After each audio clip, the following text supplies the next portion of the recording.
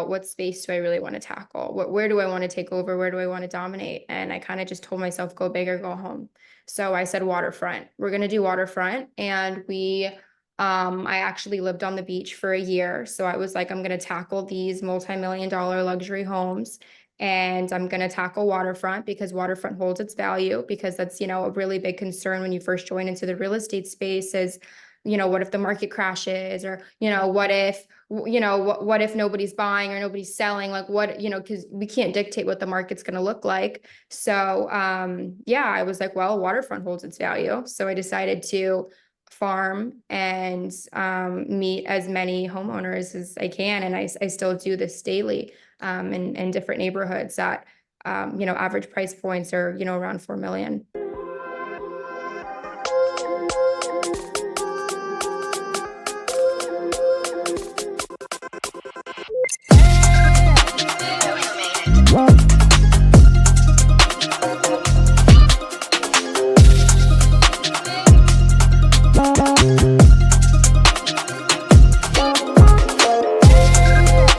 Hello, Empower Nation. Welcome to Empower Her Money podcast. I am your host, Angela Duncan, speaker, best-selling author, serial entrepreneur, and we talk all things money and business.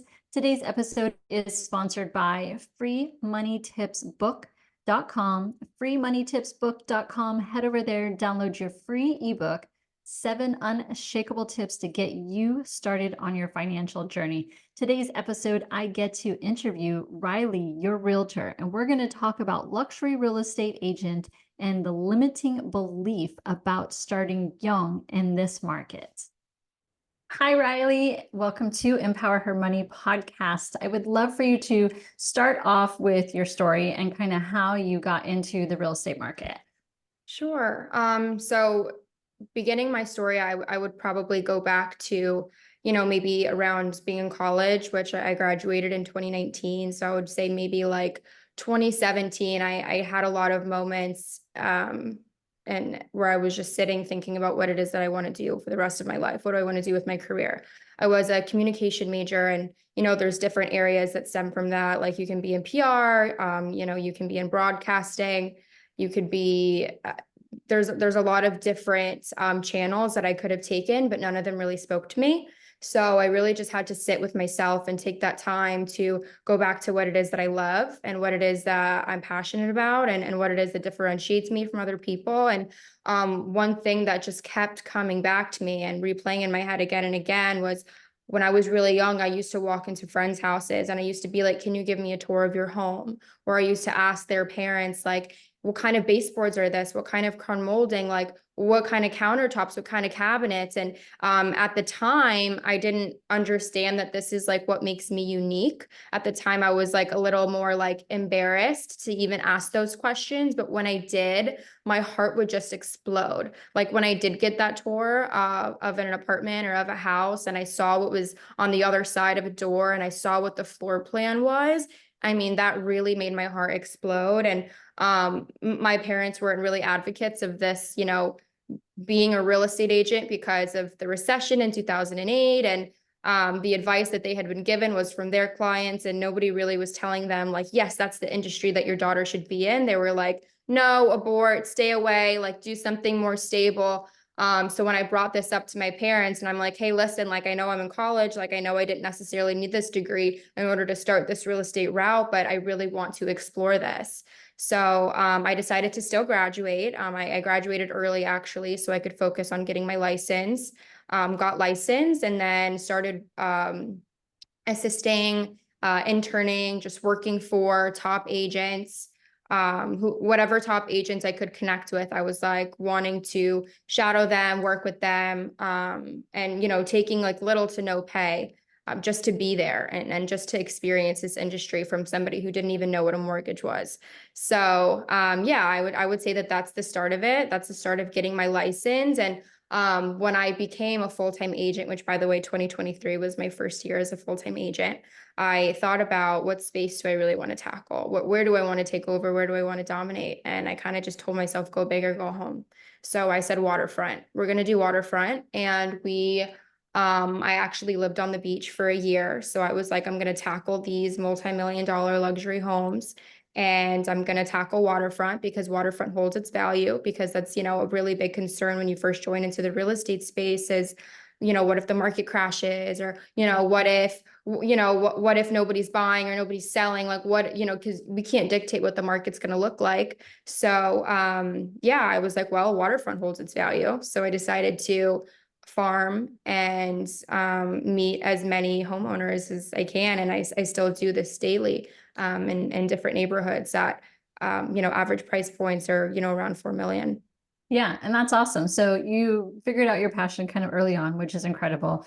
And realizing that and self-aware is amazing. And yes, you're a communications major, so you speak very well. So I think that has, a great impact on any career that you choose. So I love that. And as a brand new agent going full time, go big, go, or, like I like to say, go big or go bigger. But you Oh, I definitely love that. I yeah, love but that. I you love definitely like swung, right? Because not many agents will go for luxury listings to start. So, and becoming a student and learning your market, that obviously is very unique for you, because sometimes real estate agents, they want to just cover the entire Miami market, which is great, but at the same time, you're an expert in your field. So for the audience that might not understand what farming means, talk a little bit about that process and what you did to really learn your market. Okay, yeah, I love that question. Because you're right. I say it so casually, and people are like, "Wait, what?" I'm like, "A farm." I'm like, "You don't get it," but it's because we say that word so frequently in our industry. But a farm is a sub market, so a specific community, a specific neighborhood that would be your farm, and then eventually that kind of could become your niche. So I, chose a couple different waterfront islands in Miami Beach. I chose the ones where, turnover rate was kind of around 5%. And then I also chose areas that agents weren't dominating, because I knew that I wanted to be that agent that was dominating. So I wanted to make sure that the agents that I compete with are like top agents in the whole nation. So I knew it wasn't going to be easy, and it definitely has been a challenge going back and forth between,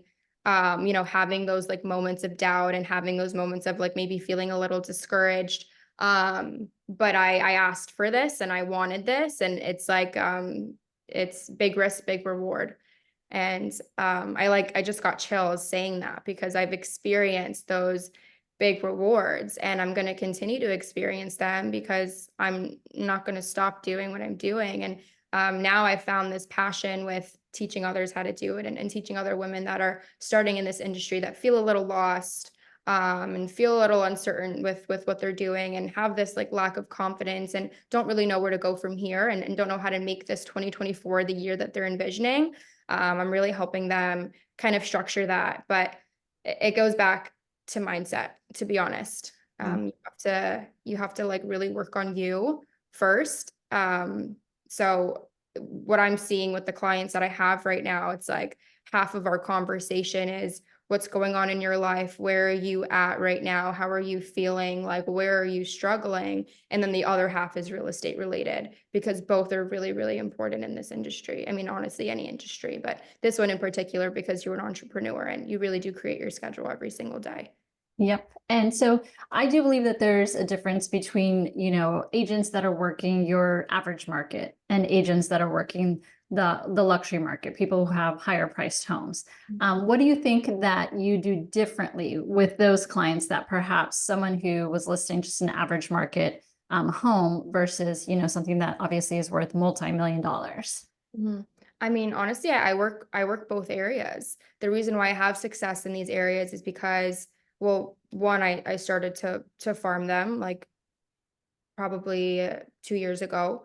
There was like a full year in 2022 that I was, also going back and forth between salary positions because I wasn't getting any success. As soon as I started tackling these, nobody knew who I was. Like I wasn't with a super well, known brokerage. Like I didn't have all the confidence in myself yet, but I was building those relationships. So um, what you have to learn in the luxury space, especially as a young realtor, is that you're not going to meet them once or have a conversation with them once and then get that listing agreement signed. That's just not how it works, and that's just what we have to understand as these young realtors in the market and being in this luxury space. I mean, you can build to that. You can absolutely go on a listing appointment and get that listing right away. But right now, like, I'm 26, and a lot of the realtors that I help are, young in the industry as well. We have to just be really patient, really, really patient. And, you have to have a lot of conversations of value in order to really show them that you know what it is you're talking about. And you want this listing more than anybody, and you can do a better job than anybody, and you're really going to treat this listing like it's your baby and like it's your world. And there's a lot of convincing that has to be done for sure, that you are the best realtor for the job versus the agent that has sold 10 houses in the neighborhood and has already established themselves as like the realtor of choice. Like your competition is realtors like that. So it's not just going to take one conversation. It's going to take lots of conversations. Probably multiple times meeting in person, and multiple phone calls, and emails, and we call it touches in this industry. There's a lot of those in order to maybe or maybe not get that deal. And if you don't get it and somebody else gets it, that's okay. Just keep doing what you're doing. Yeah, so it really sounds like you spend a lot of time building that relationship with the client, so they know that they're going to trust you, with this asset of theirs, that you're going to take care of them, you're going to take care of them as a client, you're going to make sure that the home is, presented in the best possible manner. So walk me through a little bit of that. So once a client does say yes to you, where do you really add value to your clients, and so that they know, you're not just gonna take a photo and put it in a system? Like, what else is kind of involved in your process that does really make you unique from others? Mhm.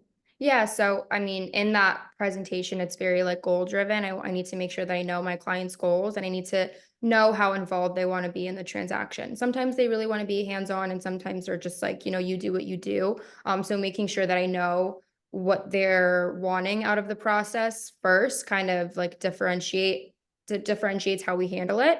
But I have a whole team that works with me um as soon as we get that listing agreement signed. I mean, I have a listing manager, I have a marketing manager, I have, my partner who, that's when she really, really steps in. It's like once I've established that relation and I've built the connection, and I've already established that trust with the client, and then we'll go on that appointment together. This is, for the, multi-million-dollar deals in, Miami Beach that I'm referring to.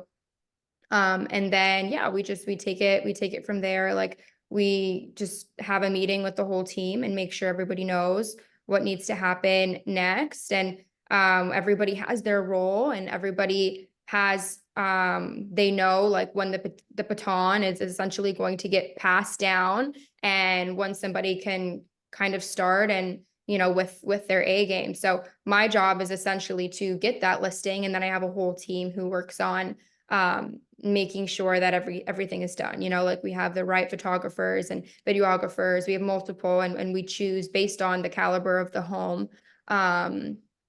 Yeah, we make sure that we choose the right photographer for that home and the right videographer. And we start brainstorming on branding and how we're going to market it, and who we're going to market it to, and who's the, right demo, who's, who fits into this demographic for this specific type of home. And really just like having that conversation with my team, making sure that everybody's on the same page, making sure that everybody, acknowledges their role. And we have a lot of like clear communication within our team to be able to just be like, okay, like now it's your turn. And then I continue to have conversations with my clients to make sure that they're updated. I send them weekly listing reports every single Friday, and we follow up with a phone call to just let them know where we're at with showings, where we're at with feedback. And then I'm there for negotiations throughout that process as well. And I'm obviously there for closing. So not only are you, you talked about being a student and really learning the area, so you're becoming the expert in real estate, but now when you have clients that are working with you, you also have experts on your team. So it's not just you that's helping this client. They have to understand that you've got the whole expert team that's with you, so that each part of the process is handled and taken care of the way it should be, because you've got the expert, touching that part of the transaction. So that's awesome too. So when you talk to perhaps newer real estate agents that are getting into this, let's talk about the money side of thing. I mean, obvious, they go to school, they get their real estate license. There's so many different areas that they could spend money on. How do you help them focus? Because this is a business and you want to teach them to treat it like a business.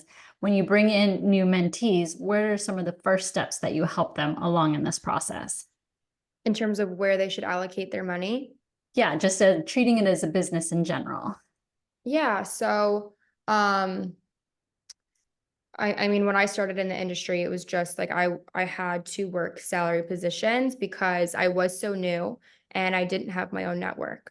So Keller Williams, which is the brokerage that I started, they really hone in on communicating with your sphere of influence first. So the people that are in your phone, the people that are in your database. So I did that. It took a lot of time because I had at the time over 2,000 people in my phone, and now it's even more.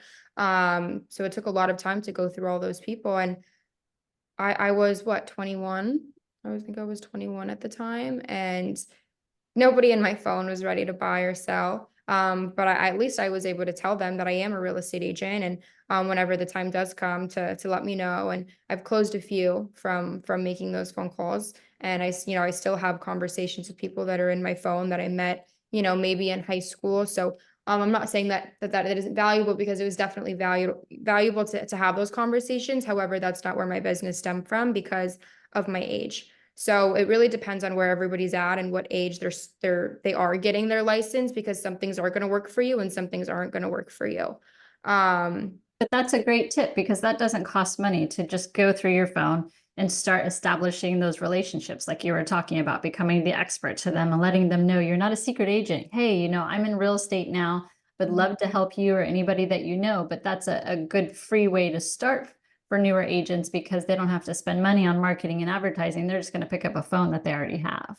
Yeah, I mean, I'm thinking about what money I spent when I first joined the industry, and I didn't really spend all that much. Like, I always made sure I was on a team that covered a lot of those expenses. I would maybe spend a little money on like re-upping my wardrobe and just like feeling and playing the part. But yeah, just making sure that every single person knows that you're a real estate agent, connecting on social, because it's as simple as posting a story or just posting on your feed. And that's a really good way to stay top of mind. That is free, absolutely free. I mean, there's so many free resources. Like, now that I have this capital, I'm able to, I mean, uh, I feel You like can I'm deploy constantly it. finding new resources that I'm like, I tell my assistant, get this, get this, get this, get this. So maybe I might need to chill a little bit, but I'm just like finding all these new ways of, all these new resources that I feel like could help me with my business, this upcoming year and years past. And I'm kind of like a puppy dog, like drooling over everything. Like, oh my God, that would be great. That would be great. That would be great. And I'm like, okay, wait, I have so many systems. I have so many platforms. I'm like, maybe this is too much. Maybe I don't need all of these.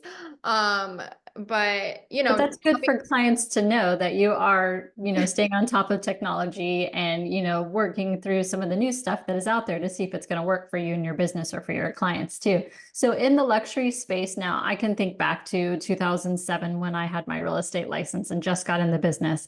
I did a lot of open houses and door knocking. Is that still relevant in today's market? Whether or not you're working residential or doing luxury, talk about some of the techniques there that perhaps agents aren't aware of. Yeah, absolutely. So, um, I'm always like daily thinking about things that I can do to differentiate myself in this luxury space and in this real estate world, especially, being an agent in Miami, and Florida is literally the number one most saturated area for real estate agents. I mean, they're absolutely everywhere. So I think in order to really shine is you have to continue to think about how you can differentiate yourself. So, calling expireds and calling FSBOs and using a script that everybody else uses isn't necessarily differentiating yourself. But what is? Door knocking. Door knocking is probably my number one source of business. That cold calling and referrals. That's probably like been 50-50 within the past year. So yeah, I mean, listen, like, it is hot here in Miami. Like right now we've had some breeze and we've had some clouds, and we've had a night, like some nice, chilly weather, but it's normally not like this. Like, a lot of the business that I've gotten this past year stems from door knocking that I did in 2022 and early 2023 when, those 2 summers that I door knocked were some of the hottest summers Miami's ever had to go through. I've door knocked in the rain. I've many times. I've door knocked absolutely just sweating, just dripping sweat. And people are like, homeowners are like, come in, let me give you a water, like, come get out of the rain. So it's like an easier way to even walk through the door, to be honest. But, you really have to do those things that other agents aren't doing. And a lot of, people do not want to door knock because of the fact that it's so hot here. And maybe it makes people uncomfortable. And I just, I just do it anyways, because when people open the door, of course, they're, maybe going to take a step back. They're, what are you selling me? Who are you? I don't know you. I mean, now I'm at a place in my business where I do knock on people's doors and they know who I am. But when I first started, people did not know who I was. And you just have to make sure that you're not like, every time I knock on a door, I take a step back. I'm like, kind of like at an angle. So I don't look, threatening. I make sure I'm like, dressed appropriately. I always have a smile on my face, and I'm just really kind, warm, sweet. And a lot of the time people are like, come in. And I go from, this complete stranger that was like, who the hell are you, to come into my home, come sit down with me. Let's have another conversation. Here's my number. And it's just a really beautiful feeling. Like, that's really like one thing that makes my heart so full is going from a complete stranger to being able to establish a really deep sense of trust from somebody. And then starting from that, and then, them trusting me with one of their largest assets. Like, that's major, and it's really powerful to be able to do that. Yeah. So you didn't just wake up one day and say, I'm going to start door knocking. Like, how do you get to that point? How do you get your mindset to a point where you're feeling comfortable and confident with yourself to just randomly knock on someone's door to get into a business relationship? How did that start for you? Yeah. So like, let's say I met somebody and they're like, oh, I'm looking for an opportunity, around this price point. I want it to be on the water. I'm like, okay, I have a buyer. And that's my motivation for when I'm door knocking is, hey, just want to let you know, like, I have somebody who wants to live on your street in particular. He really wants to be on the water. He's looking to do XYZ with the home. Maybe he wants to be in this school zone because he has kids, or maybe, he wants um, I don't know, maybe he just wants a renovation, but I'm super honest with what it is my client's looking for. And then I tell them, well, if this isn't a match, like, I do have a couple other clients that I may have in mind, like, would you be open to accepting offers? And it's a very similar conversation that becomes so much more. Like, sometimes I'll be in somebody's home and I'm there for an hour. And like, that's fine with me. Some agents would be like, oh, you're wasting your time. You can knock on more houses. But for me, it really, I mean, maybe it sounds a little cliche, but like, it really, really, really is not about the money for me. Like, I will sit there for an hour with you and connect with you. I want to get to know you. I want to know who you are. I want to know who my neighbors are. I want to know, what's going on in this neighborhood, or what your take is from living here for 30 years. Like, I, I, I don't know. That's just what gives me joy. Yeah. Um, It it's goes not, back to that yeah, it's, building relationship, and what better way to learn the market than from someone who's living there. So I love that too. mhm. Yeah. So I have a fun question for you. Flip the script a little bit. If you could have a superpower or maybe a super talent, what would it be and why? It's funny that you asked that. I mean, I don't know if this goes with that question, but like, I've really been tapping into my superpowers, like, as a woman. So I was, listening to another podcast about that this morning. I don't know if you've heard of it. It's called Powerhouse Women. It's one of my favorites, with Lindsay. And, I really feel like I'm tapping into my superpowers as a woman, as a business owner, as a leader. So in addition to the superpowers that I feel like I've currently, tapped into and have explored within myself, Okay, what's I guess that doesn't answer the question. Okay.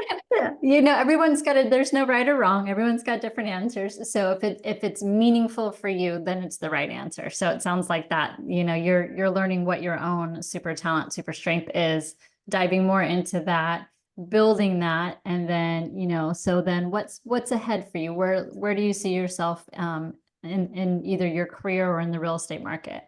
Yeah, so this mentorship program that I have right now, it's been going on for 3 weeks. And I have almost 20 like interns in this mentorship program. Um, and that will be done in a few months. And then after that, I'm going to be starting a coaching program.